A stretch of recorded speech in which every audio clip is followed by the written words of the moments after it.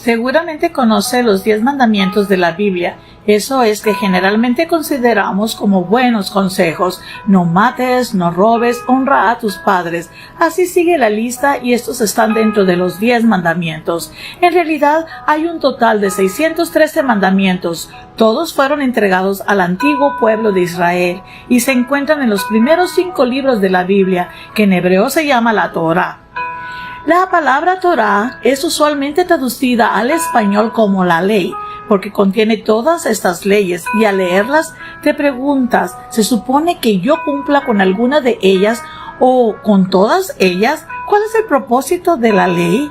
Bueno, esa traducción es un poco confusa porque aún la Torá tiene leyes. En ella el libro como tal es fundamentalmente la historia acerca de cómo Dios está creando una nueva clase de personas que son completamente capaces de amar a Dios y a los demás. Y cuando Jesús enseñó sobre la Torá, Él dijo que Él estaba dando cumplimiento a esa historia. Contamos la historia. La historia comienza con Dios creando a la humanidad que se revela y Dios escoge a Abraham para bendecir a todas las naciones a través de su familia. Ellos terminan siendo esclavos en Egipto y Dios los rescata. También en el monte Sinaí, Dios hace un pacto con Israel como un acuerdo y todas las leyes que Moisés le da a Israel son los términos de ese acuerdo. Son como una constitución. Algunas de las leyes sobre los rituales y las costumbres que separan a Israel del resto de las naciones y otras son sobre la justicia social o la moralidad y al seguirlas Israel le mostraría a las otras naciones cómo es Dios. Pregunta, ¿así que la Torá es la lista completa de las leyes que Moisés dio a Israel? Bueno, no. El resto de la Torá solo continúa con la historia y los 613 mandamientos solo son una selección de esa constitución original. Y aún esos se repartieron en puntos estratégicos dentro de la historia. Ponemos atención porque veremos un patrón muy claro. Moisés da las primeras leyes a Israel. Por ejemplo, no adorarás a otros dioses, no hagas ídolos. Y justo después de eso hay una historia de cómo Israel rompió precisamente esos mandamientos. Ellos adoraron al becerro de oro, por lo que Moisés da más leyes. Y luego encuentras más historias de rebelión, luego más leyes y de nuevo más rebelión, luego más leyes, más rebelión.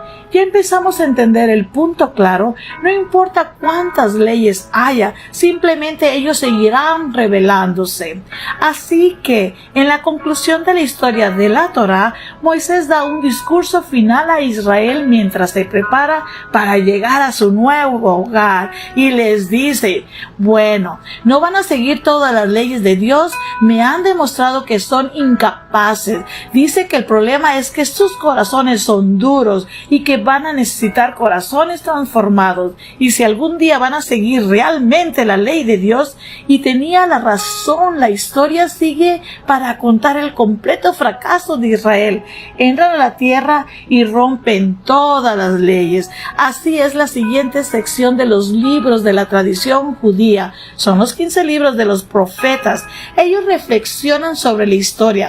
Por ejemplo, Ezequiel, quien dijo, Israel algún día iba a obedecer la ley. El Espíritu de Dios tendría que transformarlos, sus duros corazones, duros en corazones blandos.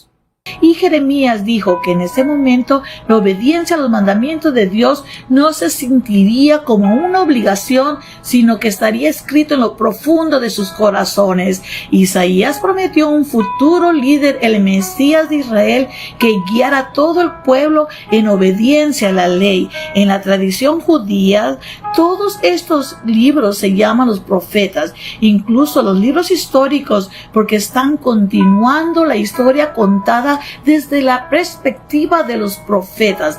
Está bien, entonces tenemos la ley y los profetas, y ellos están contando una historia conectada sobre el deseo de Dios de bendecir al mundo entero a través de un pueblo que es Israel, quien resulta que necesita un corazón, y Jesús se vio a sí mismo continuando la historia. Él estaba de acuerdo con la ley y los profetas cuando él enseñó que del corazón humano salen las partes más terribles de la naturaleza humana. Es como si la configuración por defecto de nuestros corazones es opuesta a la ley de Dios. Pero Jesús también dijo que Él vino a resolver ese problema y, en sus palabras, a cumplir la ley. ¿Qué quiere decir con cumplir la ley?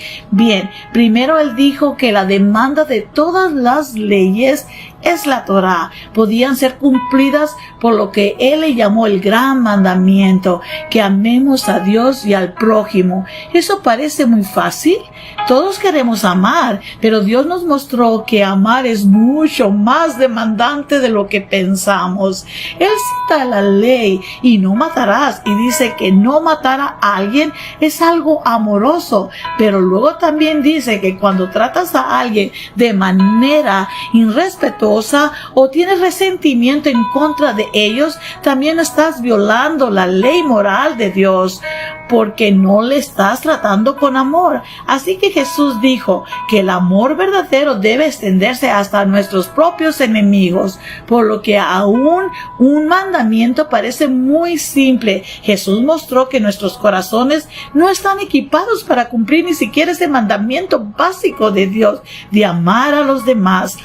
Eso es un poco deprimente, pero donde Israel falló, Jesús llevó la historia a su cumplimiento como el Mesías de Israel, el amor completamente a Dios y a los demás, y lo mostró a todas las naciones cómo es Dios en realidad.